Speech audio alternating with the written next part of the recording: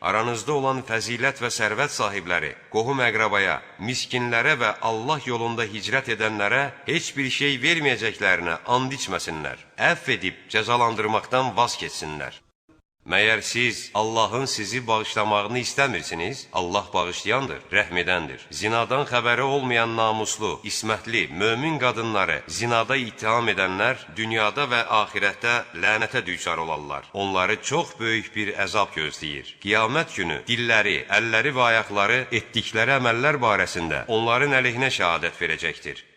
O gün Allah onların cəzasını layiqincə verəcək və onlar Allahın açıq-aşkar bir haqq olduğunu biləcəklər. Murdar qadınlar murdar kişilərə, murdar kişilər isə murdar qadınlara, eləcə də təmiz qadınlar təmiz kişilərə, təmiz kişilər də təmiz qadınlara layiqdilər. Bunlar onların, münafiqlərin dediklərindən uzaqdılar. Onları bağışlanma və